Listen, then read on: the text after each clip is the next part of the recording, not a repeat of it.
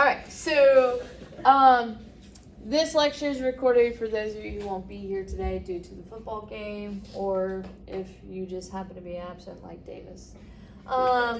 So we're gonna go over slide 26 first.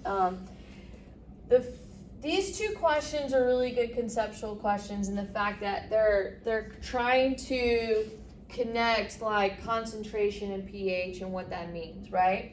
So I'm going to give you guys a second to read this first question. It says, which solution would have the highest pH, and then explain the reasoning why. So we have two beakers. One beaker has 1 molar HCl. The second beaker has 1 molar HNO2. So think about how you would justify this if this was a free response question as well. I'll give you a second to think about it.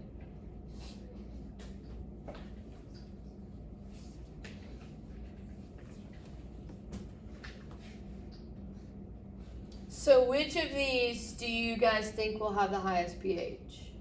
The second one. HNO2? Yeah. Right. HNO2 does have the highest pH. So what does that mean? So the higher pH you have on the scale, the less acidic that it is, right? And so why did you guys choose that this one would have the higher pH? Has more moles. Because hydrochloric acid is strong. Yeah, so you notice that this is a strong acid versus this is a weak acid. Now, if these did not tie in molarity, we'd have to do a little bit more of an evaluation. But they tie in molarity, so we keep that as our control. And we say, okay, well, this one is going to dissociate 100% into H3O pluses, right? So our H3O plus concentration is going to also be 1 molar. But is this solution going to transfer all of that into H3O pluses, right? So this value is going to be less than 1 molar. So the rule of thumb is the less H3O pluses that I have, the higher my pH is. So that's our relationship between concentration of H3O plus. So the lower the H3O plus, the higher the pH reading is on the scale. And so I feel like this is a good like kind of free response question, or maybe they have multiple kind of set out on a multiple choice question where you have to choose the one that has the highest pH. Are we okay with that? Yeah. What would you need to do if they weren't both 1? If they weren't both 1 molar, they would probably give you a K value of this one, and you would have to solve for the H3O plus for both of them, and then determine what's the relationship between them. Yeah, great question. All right. So let's look at the second problem now. If both solutions have a pH of 2, so what they're saying is this has a pH of 2 and this also has a pH 2. Which solution has the highest molarity? And explain. So now this is kind of going into the question like, okay, well, what if they tied in their pH? What, therefore, is going to be the thing with their molarity? And Wynn asked a good question about this yesterday. He said, hey, like, does it basically depend on what your concentration of your acid or base is? Yes. The concentration of your acid to base depends on what pH that you actually get. So I'll give you guys a second to think about that one. We'll see where you go. I'm going to give you some information for reference too. I am going to give you the Ka value of HNO2. So that Ka value is 4.5 times 10 to the negative 4th. So if you want to do a little math, you can, to kind of figure out what's happening there.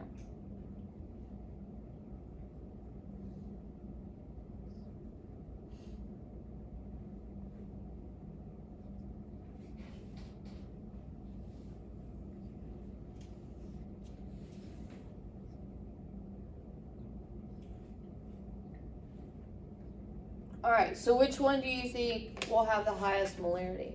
The second one. The second one. Very good. So the HNO2, right?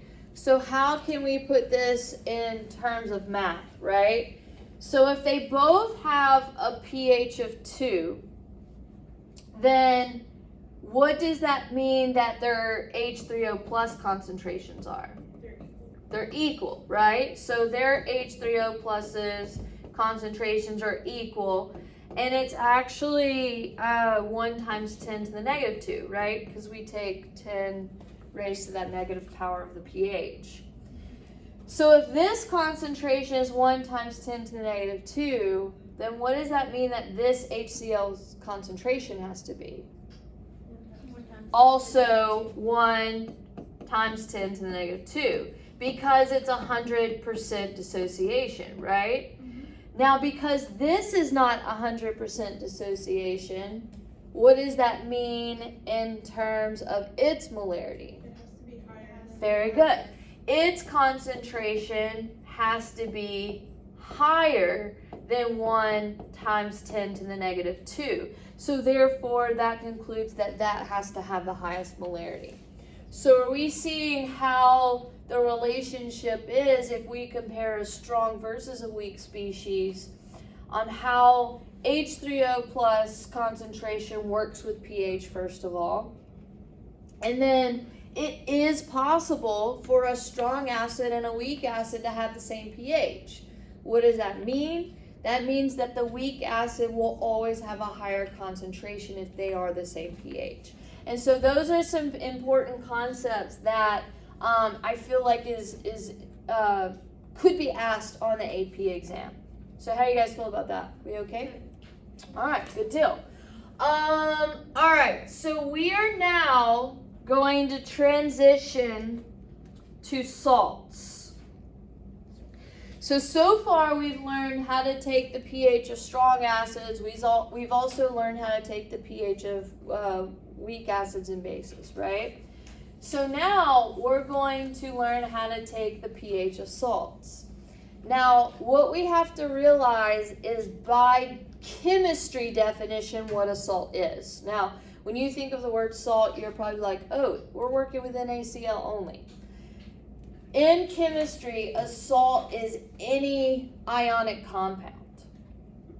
And any ionic compound is basically your conjugate acids and conjugate bases, right? So remember, Stephanie, you asked the question, when we wrote out our equations with water, or dissociation reactions, you said, well, why are we just focusing on the H3O plus or the OH minus and not the other species? Well, guess what we're focusing on now? That other species, right? So now we're saying, okay, if I have just an ionic compound and I plop it in water, is it always going to be neutral? No, you have some salts that are basic, you have some salts that are acidic, and you have some salts that are neutral as well. And so what we're going to talk about today is how do you determine that, and then therefore how do you determine the pH, okay? So here's what we have to realize. Your salts are always made by an acid and a base reacting. That's how your salts are made. Those are your conjugate acids and conjugate bases. So does it make sense that if we have a basic salt, we have a conjugate base, right? If we have an acidic salt, then we have a conjugate acid. So if you have a strong acid and a strong base reacting on the reactant side, they will always produce a neutral salt because it's coming from two strong species that are giving off 100% H3O pluses and 100% OH minuses equally, right? So that's why it becomes neutral.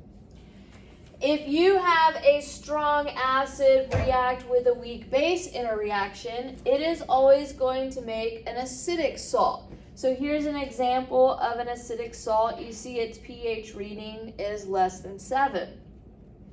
So why is this salt acidic? Because your strong acid is giving off a lot more H3O pluses than your weak base. And so that makes that salt become acidic, right?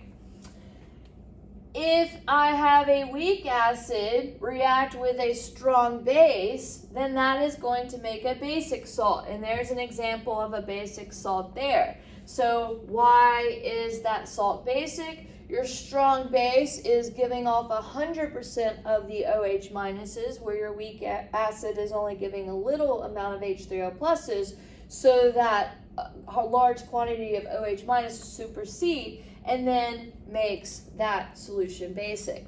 So do you guys notice that all of these examples, these are what we're going to be analyzing now. These guys are all ionic compounds, right? And all of these ionic compounds can be divided by the cation and the anion. So where is our cation and anion for the second one, the NH4Cl? In between the NH4 and Cl, right? Where's the cation and anion for the last one? In between the K and the Cn, right? So here's what we've got to realize. Our cation of the salt always comes from the base. Yep, I second guessed myself for a second. My anion of the salt always comes from the acid.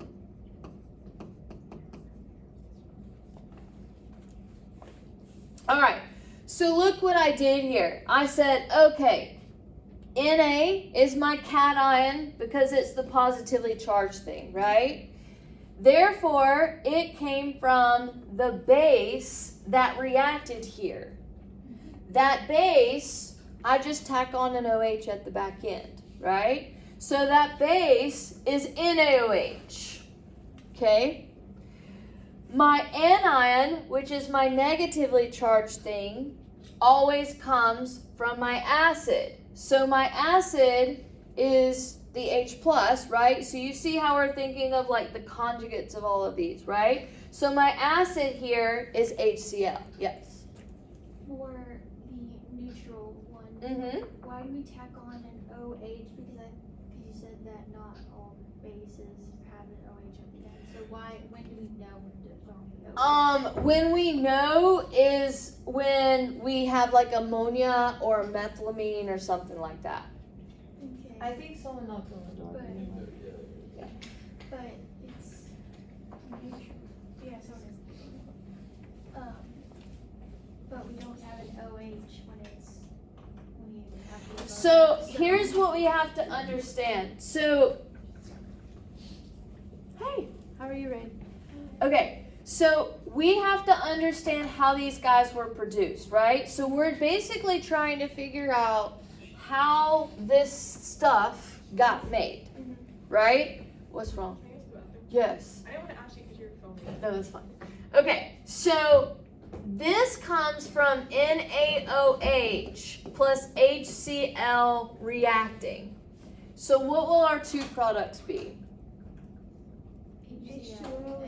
H2O and NaCl, right? So what we're doing is we're basically saying, okay, this species, where did it come from, right? Our base, which typically has an OH on the back end, unless I'm working with NH4 stuff, right?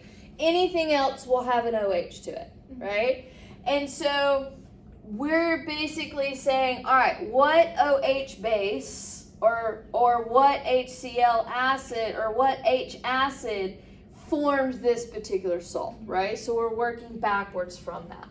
And so that's what we're doing. We're basically saying, what does this reaction make? What does the backwards reaction make, right? So going kind of back to your question, the problem is when I see ammonium and ammonia or like methylamine or all of those things that have N's and H's on the back end, here's the issue with that. If I were to try to make NH4OH, that is a species that doesn't exist. What actually happens is this species is so unstable that it breaks down to NH3 and water. You see how it's still made up of the same stuff, right? So NH3 is what we represent as its parent base. Okay. Does that, and that's a great question that you asked. Does that kind of make sense? Okay. So what I do again, this comes from the base NH3, this comes from the acid HCl. So what I do when I break apart my salts to ask where it came from, I analyze these, right? NH3 is what type of base?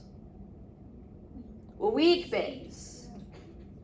HCl is what type of base? What type of acid? Yes, that's my bad. Strong acid, right? So whatever is strong is dictating what type of salt that is, right? So do you see that the fact that this is a strong acid that reacted to make this salt, that makes this an acidic salt, right? So let's try to do that with these few example problems here, right? So I split up my cation and anion. So where did that cation come from? What base?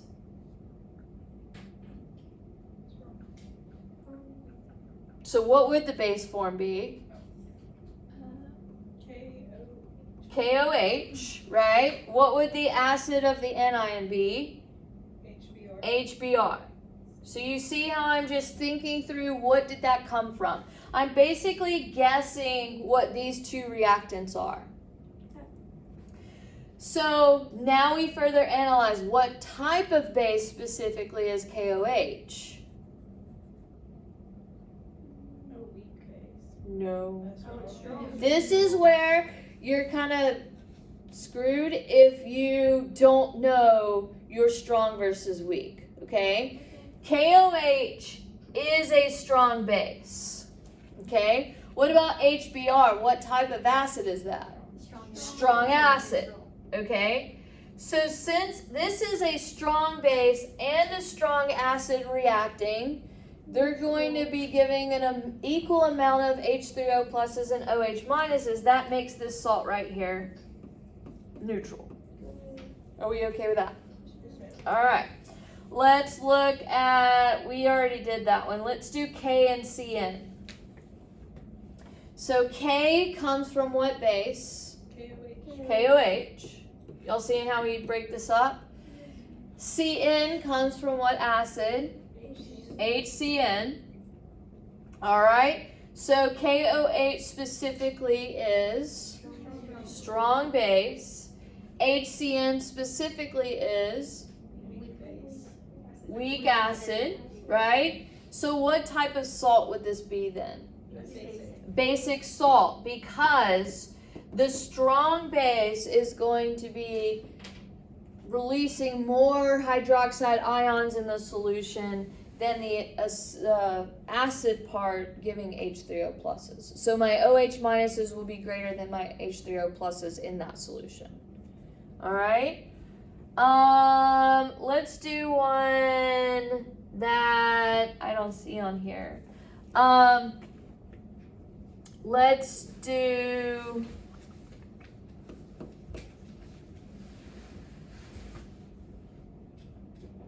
CuI. All right. So cation versus anion. So what will this make?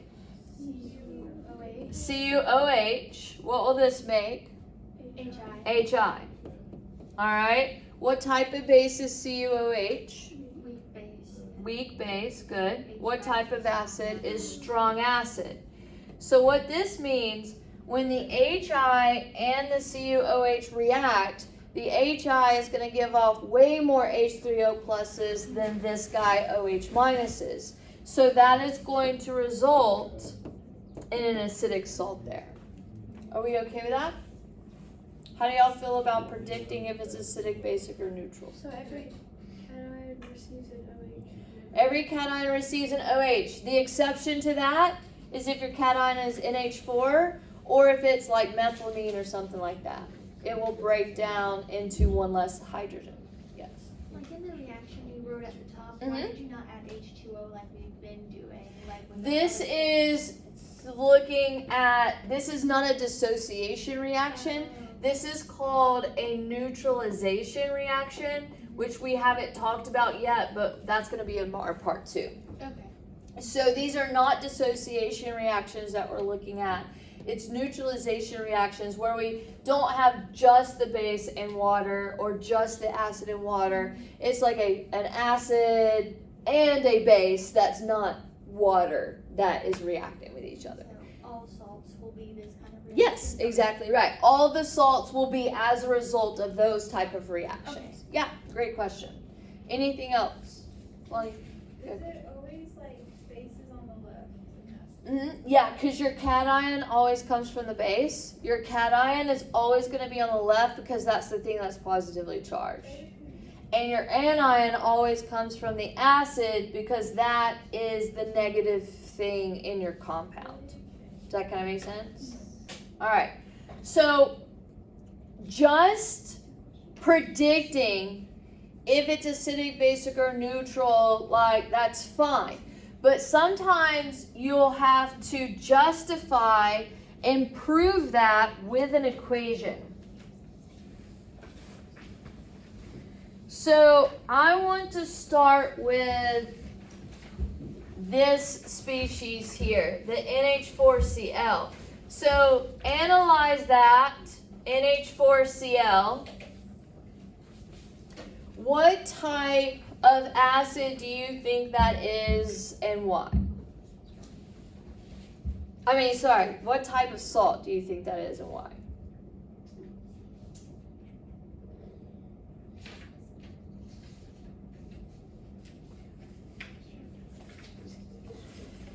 So my cation versus anion there. NH4 plus, what base does it come from? NH3, very good. Cl minus, what? It comes from HCl. So NH3 is what type of base? Weak base. And HCl strong. So what type of salt is this going to be? Acidic. All right, so let's make sense of this. If we say it is an acidic salt, have a good one, Ryan, good to see you. If it is an acidic salt, then if we were to take this salt, like just the salt, and dissociate it, so that means put in water, right? So if we were to just plop some NH4Cl into some water, what should we have floating around in the solution? H pluses. Right, H3O pluses, right? So what we have to do is show an equation to represent that. Okay? So which of the cation and anion, which of those do you think can react with water to prove that this is going to be acidic and therefore have H3O pluses floating around? So let's break it apart. NH4 plus water versus Cl minus plus water. So these are all going to be weak things, right? They're all going to be weak.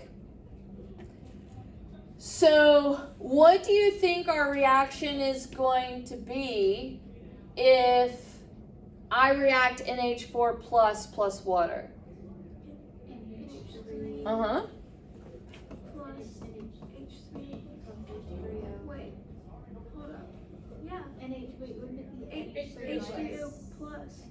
No, because it's getting an H from the. It was plus. It's that's getting just rid of neutral. H plus. Yeah, so one's neutral, one's. Okay. So H3O plus, right? All right. Let's see if we do Cl minus and H2O. HCl. HCl OH. and OH minus. So which is proving the fact that this is acidic? NH3+. The top one. So your cations prove acidity, and your anions prove the basicity. Does that kind of make sense? So they will ask a question. These are called hydrolysis reactions. A hydrolysis reaction is when your salt reacts with water, right? This is not what's happening in that beaker. Instead, this is what's happening in the beaker because we said that this particular salt was acidic. Okay? So a hydrolysis reaction is the splitting of water, essentially. You're splitting water apart. Hydro water, lysis means breaking apart, right? And so, really, honestly, this is just a dissociation reaction. We just call it hydrolysis to prove what salt and water are doing when they react with each other. Let's do another one. Let's go with KCN. So split apart, prove which one is acidic and which one is basic, and then particular what type of acids and bases we have. And then if we figure out what type of salt that is, we can then determine what reaction is going to prove that. So what does the K come from? KOH, which is specifically what type of base? Strong base. CN comes from HCN, which is specifically weak acid. So what type of salt is this? Basic. Very good. Okay. If this is basic, what must be floating around in our beaker when we put KCN in? OH minuses. So which one of these ions are going to prove that that's the case? So K plus versus Cn minus.